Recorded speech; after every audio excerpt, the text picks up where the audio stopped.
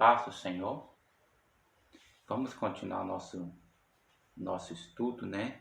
Sobre a última visão profética de Daniel, quando o anjo está ali narrando os acontecimentos futuros para Daniel e o relacionamento desses acontecimentos com o reino de Israel. Amém? Eu queria fazer uma pontuação. Eu tinha dito que o reino, que Israel, né, ficou pertencendo ao... Se eu não disse, me pareceu que eu disse. Me corrigem se eu estiver errado. Que o reino de Israel tinha ficado com os Ptolomeus do sul, lá do Egito. Mas segundo um historiador, um comentarista, ele não ficou com o reino do sul. Alexandre tinha deixado aquela região uma região livre. Aí fica aquele aspa, né? Se estava livre, mas não tinha alguém, um sátrapa, alguém responsável por governar ela, então ela ficava como terra de ninguém, né? E Israel ainda estava no caminho dos dois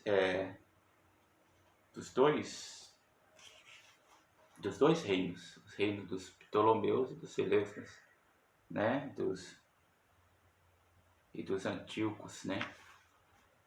E aí eu vou ler aqui o que esse comentarista disse aqui. Oswaldo Litz. Geograficamente, a Palestina, Israel, podia ser considerada parte integrante da Síria, já que no sul era separada do Egito pelo deserto. Por vontade de Alexandre, a Palestina fora deixada livre, devido à sua localização geográfica bastante incomum entre os dois vizinhos. Rivais sofrer terríveis consequências. Era uma presa cobiçada tanto pela Síria como pelo Egito. O irmão Hernandes também vai dizer aqui, ó. O povo judeu muito sofreu com essas sucessivas guerras, visto que seu território servia de passagem e às vezes também de campo de batalha para os dois exércitos rivais. Quando esses reinos estavam em guerra, e eles tiveram muitas e muitas guerras, né? Muitas guerras mesmo. Israel se viu muitas das vezes como um campo de batalha para eles e acabou sendo parte submissa aos Ptolomeus do sul e parte aos Antíocos, né? Os Seleucidas do norte da Síria. Ou seja, nunca ficou realmente independente. Mas algo mais ele diz aqui que é interessante, que aconteceu ainda na época de Alexandre e continuou na época dos Ptolomeus, que ajudaram eles nesse quesito. Aqui, ó, Alexandre conquistou o mundo em 10 anos, morreu aos 33 anos de idade na Babilônia, conforme Calvino afogou-se na própria bebedeira. E vaidade. Uma das coisas positivas a seu respeito é que ele tinha uma grande simpatia pelo povo judeu. Depois da construção da cidade de Alexandria, muitos judeus se transferiram para lá e adotaram a cultura helênica. Foi em Alexandria, mais tarde, que foi feita a tradução do Antigo Testamento do hebraico para o grego. Então preste atenção que essa parte que é interessante, né? Depois da construção da cidade de Alexandria, ou seja, ele construiu uma cidade com seu nome lá no território dos judeus, né? Muitos judeus se transferiram para lá e adotaram a cultura helênica. Foi em Alexandria, mais tarde, que foi feita a tradução do Antigo Testamento do hebraico para o grego. Essa versão, chamada Septuaginta, teve profunda importância na história.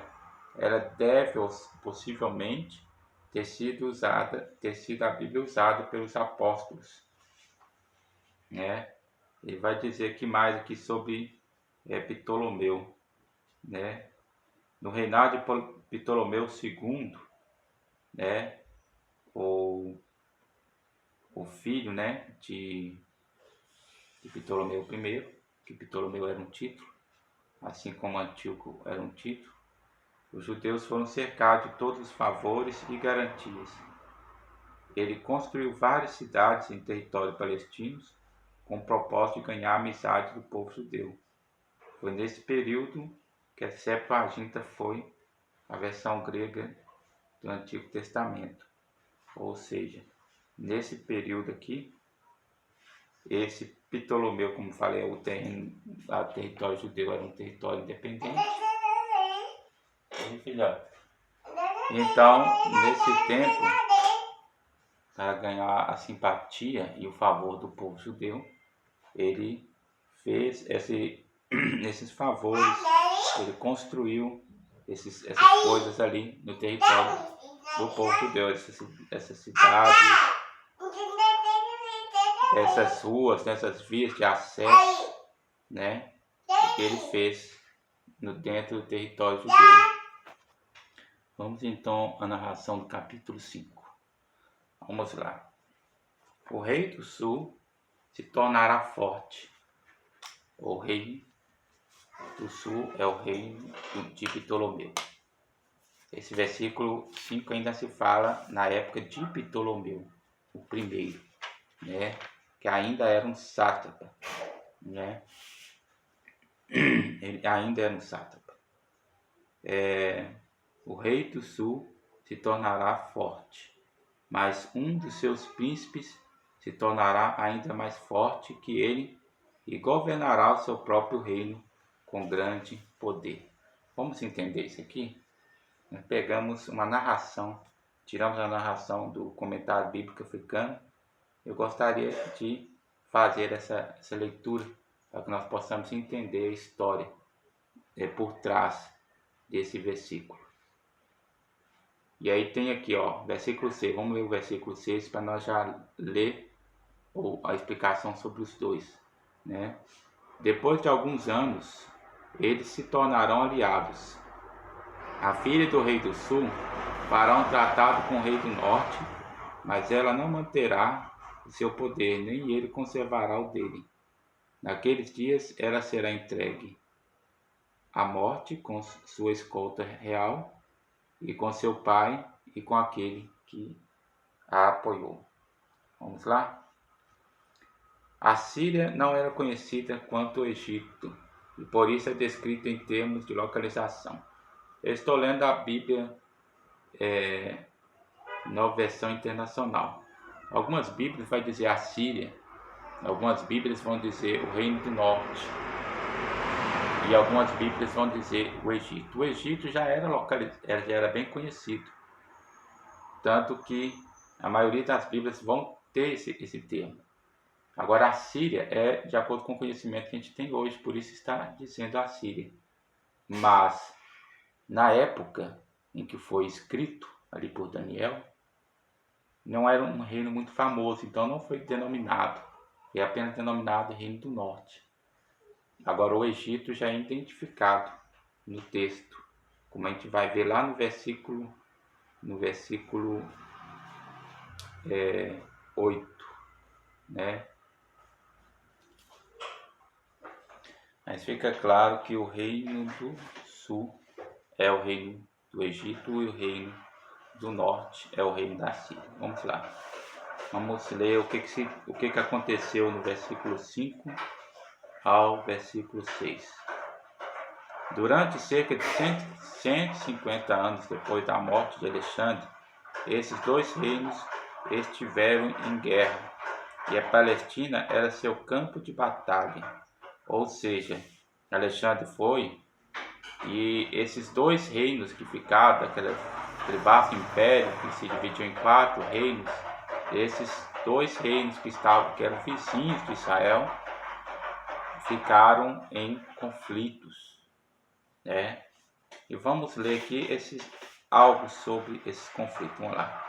Fica claro que o rei do sul é Ptolomeu I, Sóter, um dos generais de Alexandre, que se tornou sátrapa do Egito em 323 a.C., sátrapa, o governador, o presidente do Egito, e se proclamou rei em 304 a.C. Ele continuou a reinar até 283 a.C. Seu comandante, que será mais forte do que ele, né? O versículo bíblico diz, e reinará e será grande, terá o seu próprio reino, né? Foi identificado como Seleuco, por isso que se fala que é os reinos dos Seleucidas, né? Seleuco é um general pouco abaixo de Alexandre na sua questão de hierarquia, né? Enviado como sátrapa para a Babilônia em 321 a.C., foi forçado a fugir para o Egito por causa de outro general, Antígono. Com a ajuda de Ptolomeu, Seleuco voltou e lutou derrotando Antígono. Então Antígono, certamente de outra divisão dos 4 reinos,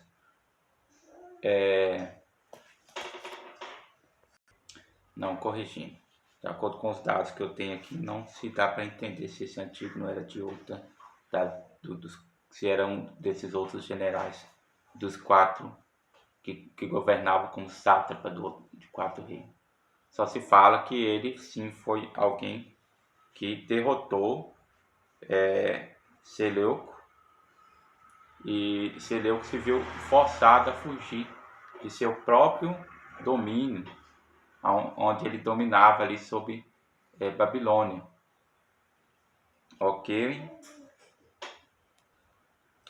Ele não só retornou o controle da Babilônia, como também se tornou mais forte que Ptolomeu. Rapidamente expandiu seu reino para incluir a Síria e a Média, e assumiu o título de rei no mesmo ano que Ptolomeu também se declarou rei, né? Os descendentes desses 2 reis, ou Ptolomeu II e Antíoco, né? Segundo, resolveram fortalecer essa linhagem de amizade, né? E aqui é que como é que fala, o fogo se acende da inimizade, algo que era uma amizade, por uma atitude imprudente desses 2 filhos, desses 2 reis, acabou se tornando o estupim de uma batalha que se durou por muitos e muitos e muitos e muitos anos. A gente vê que isso ajudou até a enfraquecer aqueles reis, tornando eles território propício para a expansão do Império Romano. Os descendentes desses 2 reis tentaram fortalecer sua amizade por meio de um casamento político. É o que a gente vai ver no versículo 6. Depois de alguns anos, eles se tornarão aliados. A filha do rei do sul fará um tratado com o rei do norte, mas ela não manterá o seu poder, nem ele conservará o dele. Ou seja, essa filha do rei Ptolomeu II, Berenice, né? É o Ptolomeu II, também com o nome de Filadelfo, deu sua filha Berenice a Antíoco II, ou Antíoco Teos, forçando-o a se divorciar de sua esposa síria, Laodiceia, né? Em poucos anos de casamento, Ptolomeu II morreu. Antíoco II, né? Então tomou de volta sua primeira esposa, ou seja, ele manteve aquela se separado, né, enquanto o outro estava vivo. Quando o outro morreu e o filho dele, Ptolomeu III, assumiu o trono, então ele manteve o casamento de aliança, mas retomou o seu casamento antigo, ou seja, manteve 2 esposas, Berenice, a esposa da aliança, e Laodiceia, que era sua antiga esposa, que ele tinha se divorciado para poder casar com Berenice, que era a esposa da aliança. Essa atitude dele ter divorciado causou um desgosto muito grande em Laodiceia, pelo que ela vai arquitetar um plano contra ele, contra Berenice, contra todos os que são da casa da Berenice, que estão ali no reino do norte, né? No reino dos Antíocos, e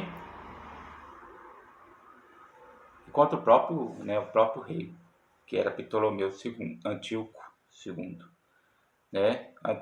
Então, ele toma de volta sua esposa, que se vingou por sua humilhação anterior, assassinando o marido, sua esposa egípcia, que é Berenice, e seu filho ainda bebê, o filho de Berenice, né? Vamos lá. E aí o que acontece? Ela coloca o seu próprio filho, né, que se torna o Antíoco III, no lugar do filho de Berenice, que ela assassinou. Corrigindo aqui, segundo o irmão John MacArthur, em seu comentário, o filho de Laodiceia, recebeu o título de Seleuco II Calínico, ele que subiu ao trono, né? Vamos lá. Em 249 a.C., o irmão de Berenice, Ptolomeu III, que subiu ao trono após Ptolomeu II, que é o da aliança, né, o que fez aliança com Antíoco II, quando ele subiu ao trono, né, sucedendo seu pai, ele invadiu a Síria para se vingar do assassinato de sua irmã. Isso é o que a gente não leu, a gente leu o versículo 5 e 6, então vamos ler o versículo 7. Alguém da linhagem dela se levantará para tomar-lhe lugar. Da linhagem de quem? Da linhagem de Berenice, né? Ele atacará as forças do rei do norte, invadirá a sua fortaleza, lutará contra elas e será vitorioso. Então aqui fala sobre Antíoco III, sobre Ptolomeu III, que foi filho de Antíoco II, de Ptolomeu II. Esse título ele confunde a gente tudo. Invadiu a Síria para se vingar do assassinato de sua irmã e obteve o espólio, que incluía 40.000 talentos de prata e 2.500 imagens de ídolos que haviam sido anteriormente retirados do Egito e levados para a Grécia por Cambises, né? Ou seja, Cambises, lá um dos reis da Pérsia, né, da Pérsia e da Média, do Império Médio-Persa, ele é que levou esses ídolos, né, que ele retirou do Egito e levou para a Grécia. O jovem rei sírio, Seleuco II, né, Calínico, filho de Laodiceia, sobrevive a essa invasão por estar numa parte remota da Ásia Menor, ou seja, ele não estava lá na capital do seu império, né, do seu reino.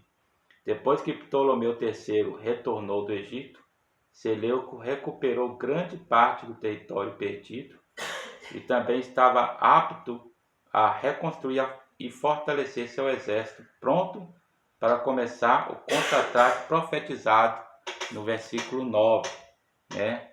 Nós lemos o versículo 7, né? Vamos ler o versículo 8. Também tomará os deuses deles, as suas imagens de metal, seus utensílios valiosos de prata e de ouro, e os levará para o Egito. Por alguns anos ele deixará o reino do norte em paz. Isso por quê? Porque ele terá mostrado a sua superioridade sobre aquele rei Seleuco II. Mas isso foi o que nós lemos aqui sobre esse relatório aqui desses 40.000 talentos de prata, né? Isso que a gente leu aqui. E sobre esses ídolos. Então ele vai trazer esses ídolos, que eram ídolos do Egito mesmo.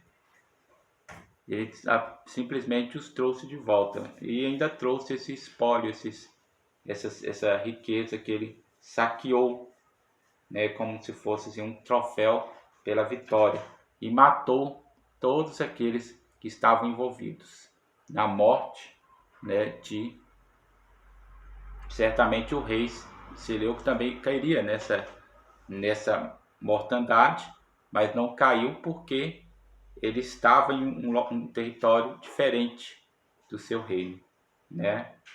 E aí vem o versículo 9.